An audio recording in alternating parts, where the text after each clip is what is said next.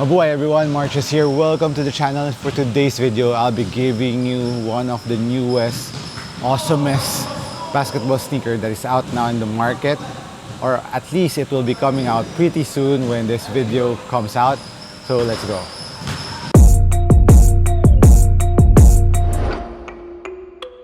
Guys, so here is the Player 1.5 from Serious Player Only. And I know it kind of looks like the other Player 1 Plus in the previous generation. It shares the same DNA, but of course, like what the saying says, that don't fix what's not broken. So this is actually, I think, their slogan here because of how well it performs. They just improved the sneaker over time, and little by little it gets better each time they release an upgrade of the Player 1 Plus. So this is the Macau colorway. This will be the first colorway that will be coming out in the market. And of course, I have first dibs of this one because I'm actually the distributor here in the Philippines for the Serious Player Only.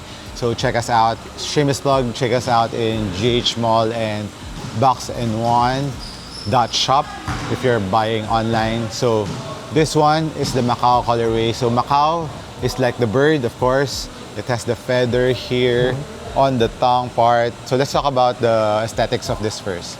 And it has hairy, like feathery feel to it. And there's the Macau bird in the middle part of the sneaker. And of course, trees here. Of course, nature. And it's a multicolored sneaker. It's actually like homage to the first colorway of the Player 1 Plus, which was the tulip, which is multicolored. And I think this is like a tribute to it, but in a different colorway.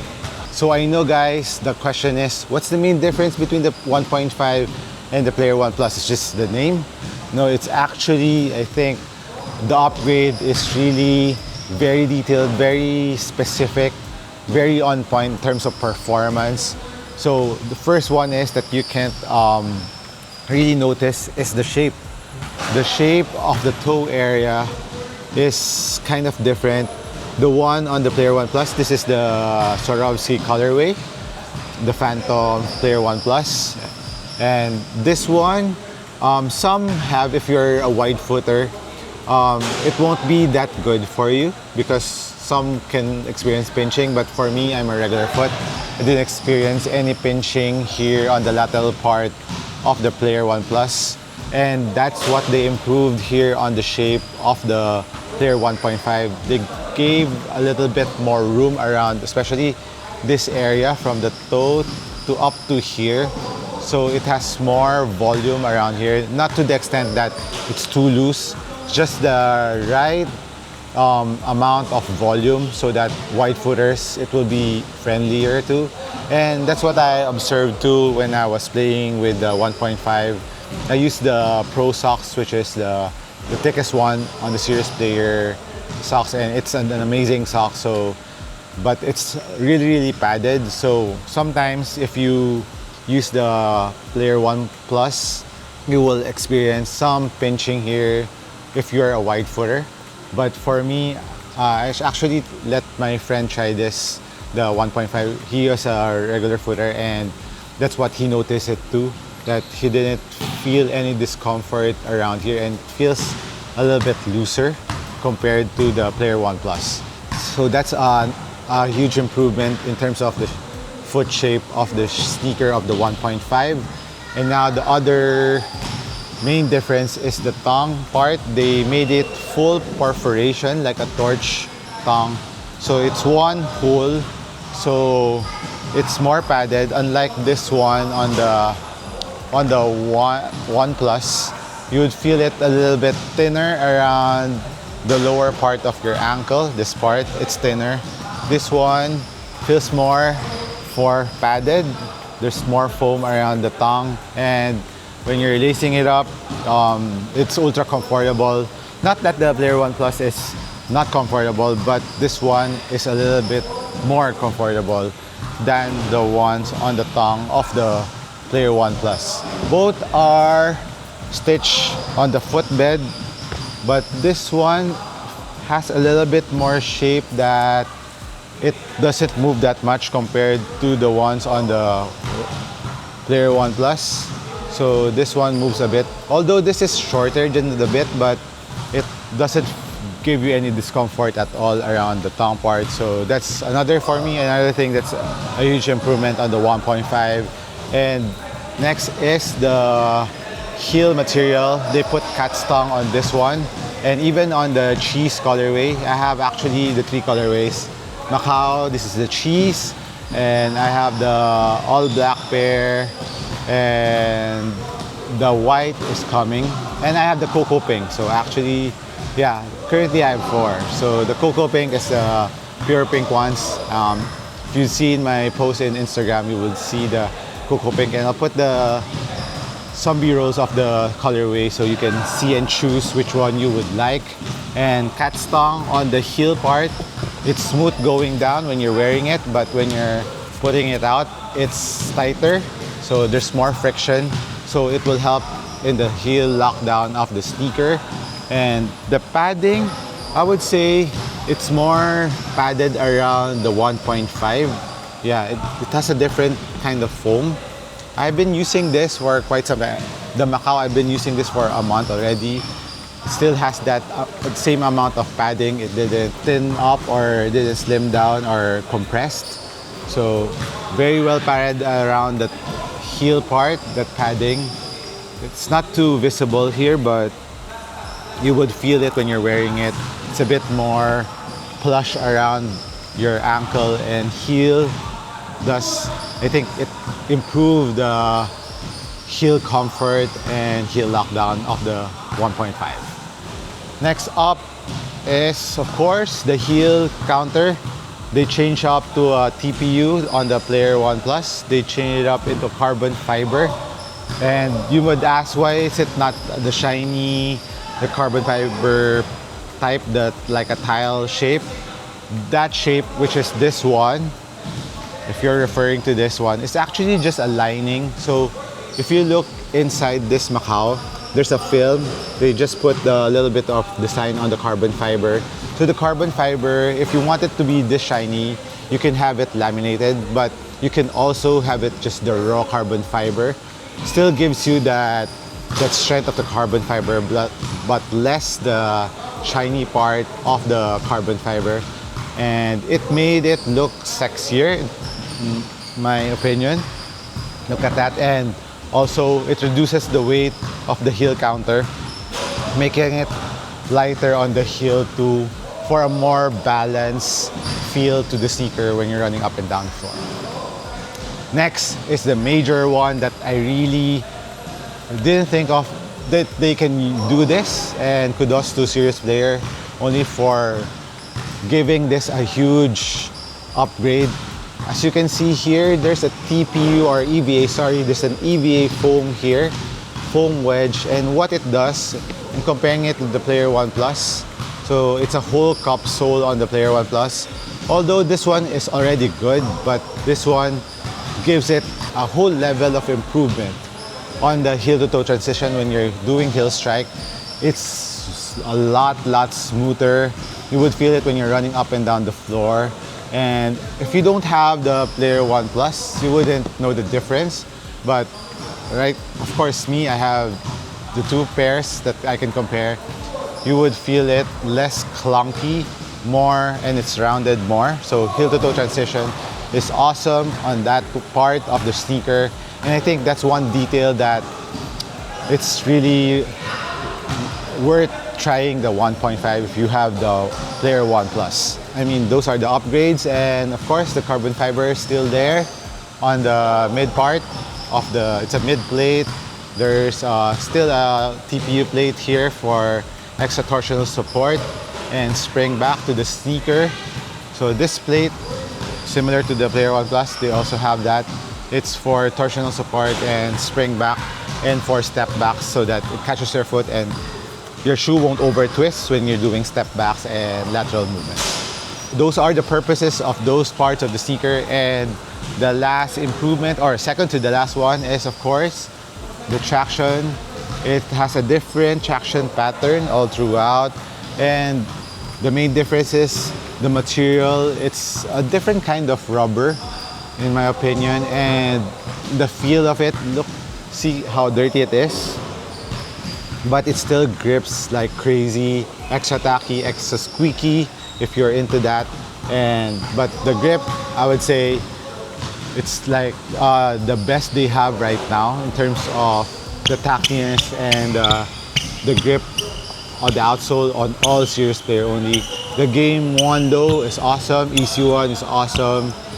The Player 1 Plus, there's nothing wrong to it, but they added a bit more tackiness to this one, especially on dusty floor. That's one of the major components or the major factors that I really grade my traction is when I'm playing, especially here. I'm playing on an open court gym. There's a net there, so dust comes in really quickly. But this one, even if there's still dust present, it squeaks and it still grips very nicely on the floor. And lastly, which is of course the best part of the upgrades on the Player 1.5, is it comes with the all-new explosive 2.0 midsole, and I think this is my favorite among all of the midsole. I like the Quick 2 Plus midsole. The Quick 2 Plus midsole is a combination of the Quick 2 and the explosive. This one has an explosive midsole. Explosive midsole is still good, and you would like it, especially if you're a heavier player and if you like ultra responsiveness that will give you instant bounce. But it's less on the impact protection. But if you want that quick responsiveness on the midsole, the explosive is awesome for you.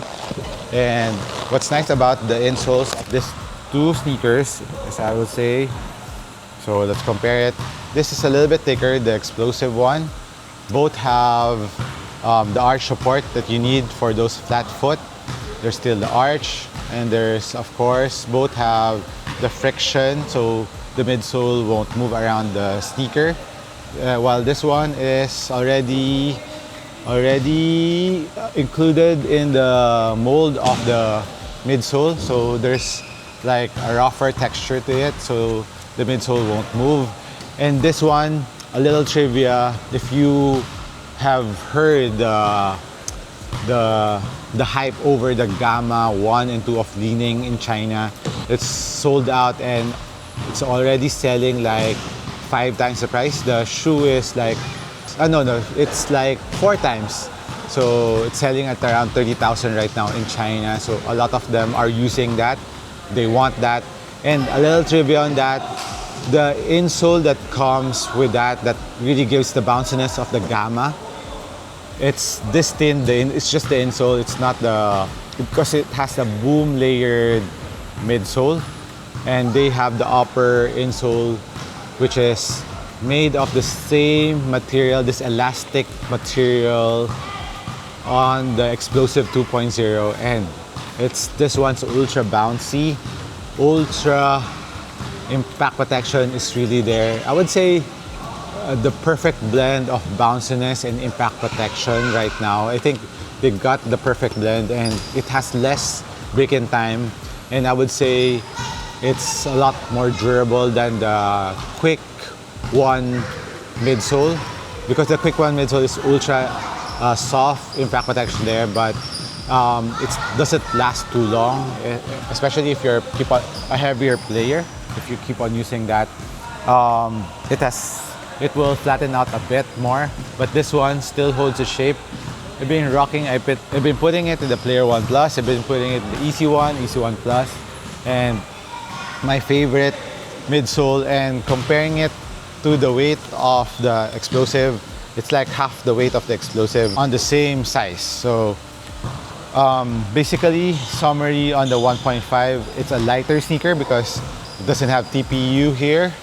The Explosive 2 midsole makes the shoe lighter, and I would say the rubber compound feels a little bit lighter compared to the ones on the Player 1 Plus, but that's just my feel. So overall, I would say this is like a level up Player 1 Plus. So it's like a Player 1 Plus Plus. So Player 1.5, watch out for it. And for the sizing of this one, go true to size. If you're a regular footer, and if you're a wide footer, go have a size up. And if you have the Player 1 Plus already, get the same size. You won't go wrong with it. And amazing. Really excited for you guys to try this.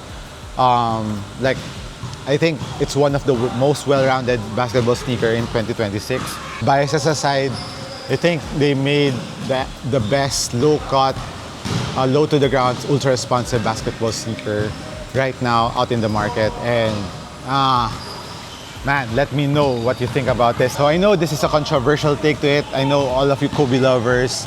I mean, it's okay to love Kobe sneaker, but don't hate to the other brands that, if you know, the founder of this one is a huge Kobe fan. That's why he made this sneaker. Just a little background on him. He's a huge Kobe fan, but he wants to have a Kobe sneaker, similar feel to the playstyle of a Kobe sneaker that is more like bang for your buck. The tech will be amazing.